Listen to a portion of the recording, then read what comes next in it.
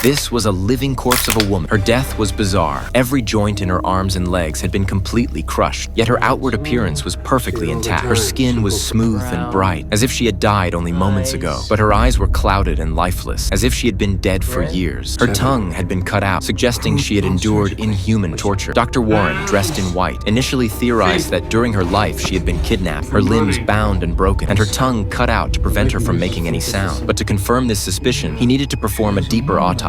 Yet the moment Dr. Warren made the first incision, a gush of fresh blood poured out. Not at all what you'd expect from someone who had been dead for years. Just then, an eerie singing drifted in, mixed with a woman's screams, as if warning them not to continue. Dr. Warren paid it no mind. He sliced open her lungs, only to find them charred black, nothing like healthy human lungs. Every internal organ was scarred and cut, as though slashed repeatedly by a blade, yet her skin bore no injuries. The father and son were baffled. Then, suddenly, a strange sound came from outside, and the light bulb flickered ominously. Mike rushed out to check and was horrified to see a shadowy figure appear in the corner mirror. It scared him half to death, but when he held his breath and looked down the hallway, there was no one there. When he returned to the autopsy room, he found that one of the cold storage drawers had slid open on its own. He quickly shut it, then told Dr. Warren that things were getting too strange, urging his father to wait until daylight to investigate. But Dr. Warren was stubborn. He was determined to uncover the truth. They searched the woman's stomach and found a single flower. Consulting their references, they learned it was a plant with paralyzing properties, a method of incapacitation that had been lost for centuries. Digging deeper, they pulled out a small cloth bundle. Inside was a tooth, the very one missing from her mouth. When they unwrapped the cloth, they found a mysterious symbol that resembled a religious emblem with letters they could not read. Dr. Warren began to suspect this was no ordinary case, but rather part of an ancient ritual, and the woman had been a sacrifice. At that moment, the radio suddenly crackled to life. Dr. Warren then cut into the inner layer of the corpse's skin, revealing that it was covered in the same strange markings. This body was indeed cursed, but before they could process it, the recording of the eerie song began playing again. Mike screamed in terror as every cold storage drawer in the room burst open, and the corpses inside had vanished without a trace. The two were stricken with fear and bolted toward the elevator, only to find it had inexplicably stopped working.